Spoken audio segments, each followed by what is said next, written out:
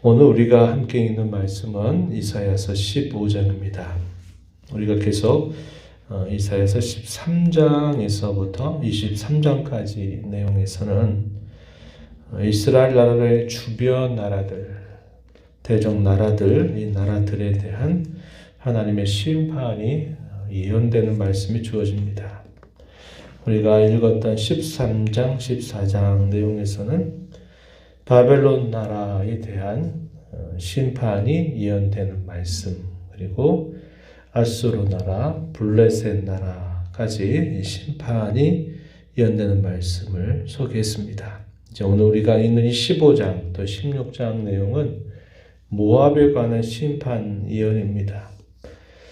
하나님께서 이렇게 심판을 행하신다라는 말은 하나님께서 무엇인가를 그 이방 나라에게서도 요구하신다는 겁니다. 이걸 다르게 말하면 하나님은 이방 나라에 대해서도 주권을 가지고 계신다. 우리가 소위 온 세상을 다스리신다라고 말할 때 하나님이 다스리신다. 주권을 가지고 계신다. 이 말은 바로 이 말에 대한 다른 의미가 바로 그겁니다. 이방 나라들에 대하여 심판을 행하실 권리가 있다는 겁니다. 하나님 무엇인가를 요구하는 바가 있다 하는 것이죠. 하나님의 백성된 이스라엘 백성들에게도 하나님이 요구하시는 것이 있어요. 주권을 가지고 계시기 때문에 그러하고 이방 나라에 관하여서도 요구하시는 것이 있습니다. 그 요구를 따르지 못하게 될 때 그에 대한 합당한 결과들이 주어진다는 것을 우리는 알게 되죠. 그래서 하나님은 이스라엘 백성들뿐만 아니라 모든 이방 나라의 백성들조차도 그의 섭리 안에서 주권적으로 다스리고 계시다라는 사실을 성경은 밝히 보여줍니다. 그러나 중요한 차이점이 있어요. 하나님께서 가지시는 궁극적인 관심이 어디에 집중이 되느냐? 하나님의 백성에게 집중이 되고 이 하나님의 백성들을 위해서 이 이방의 여러 나라들을 경영하시고 계시다라는 사실을 성경은 우리에게 분명하게 보여줍니다. 14장 말씀 가운데서 어제도 잠시 우리가 살펴봤는데요. 14장 24절 말씀에 보면은 이렇게 말하죠. 만군의 여호와께서 맹세하여 이르시되 내가 생각한 것이 반드시 되며 내가 경영한 것을 반드시 이룰 것이다. 이렇게 말합니다. 26절에서도 온 세계를 향하여 정한 경영, 이것이 열방을 향하여 편손이라 하셨다. 이렇게 표현하죠. 27절에서는 만군의 여호와께서 경영하셨은즉 누가 능히 그것을 폐하며 그의 손을 펴셨은즉 누가 능히 그것을 돌이킬 수 있겠느냐? 돌이킬 수 없다.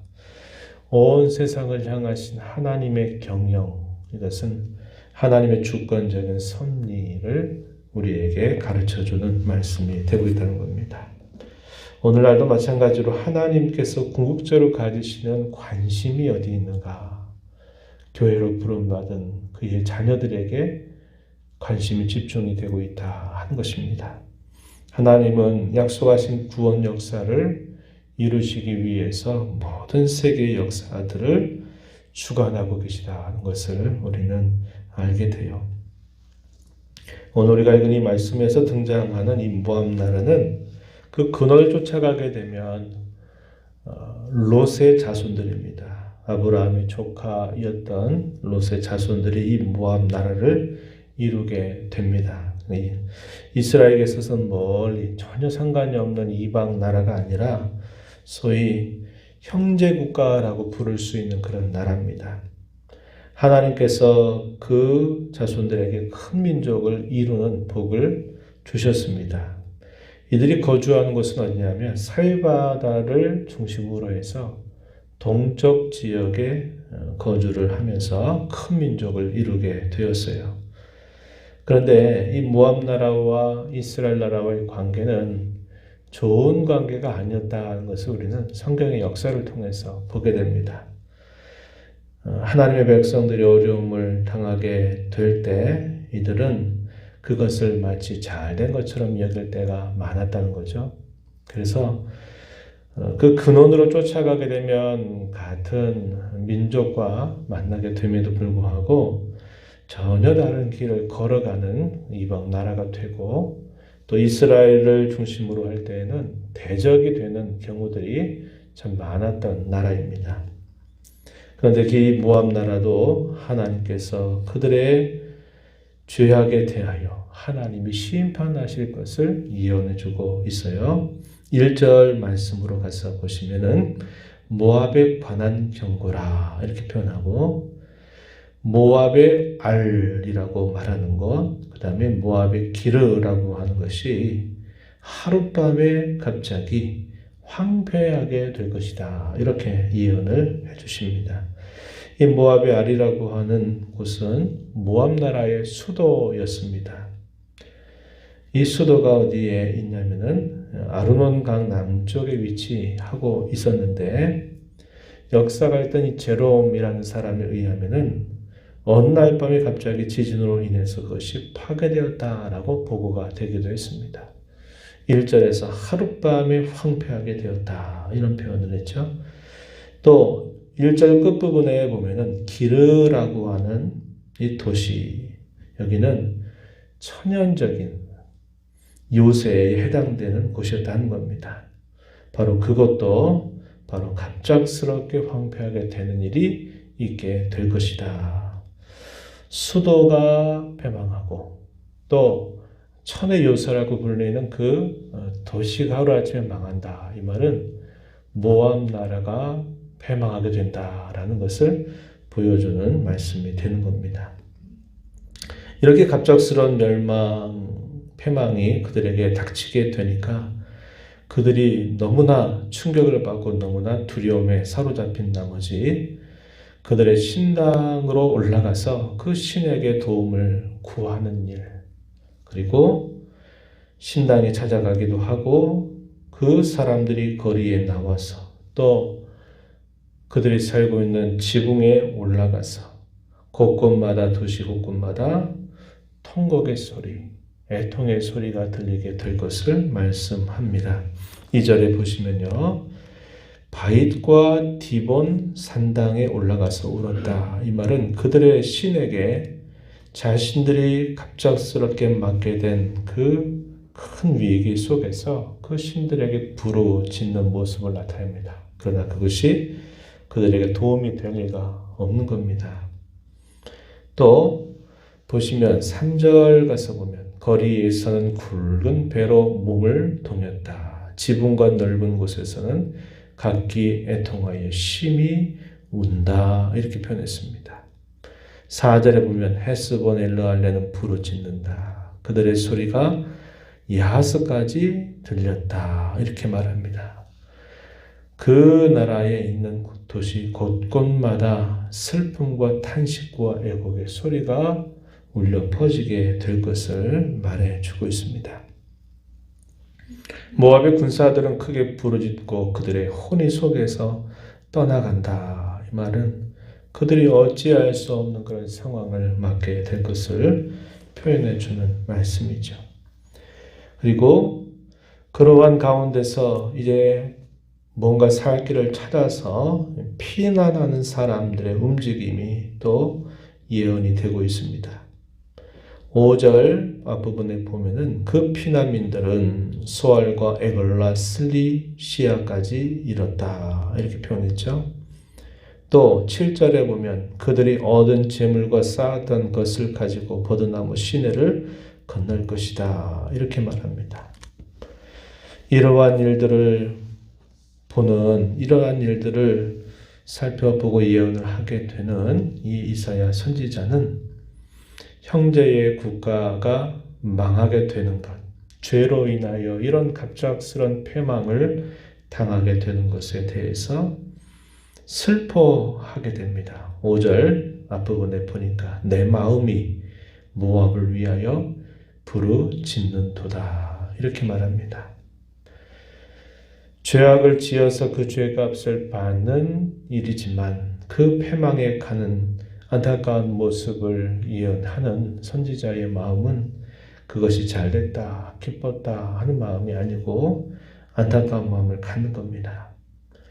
같은 뿌리에서 났는데 전혀 다른 길을 걸어서 하나님과 상관이 없는 백성이 되어버리고 다른 신을 섬기면서 결국은 그 죄값으로 이렇게 심판을 받아서 패망하게 되는 것을 지켜보는 그 선지자의 마음은 기쁨이 아니라 안타까움과 슬픔이 가득 차게 되는 것을 보게 됩니다. 성경은 악인이 망한 것에 대해서도 그것을 안타까운 마음을 가질 것을 말해주고 있어요. 저들에게 주어졌던 소중한 기회들을 더 바르게 사용하고 그렇게만 했더라면 저런 일이 닥치지 않았을 것인데 이런 마음을 갖게 되는 것입니다.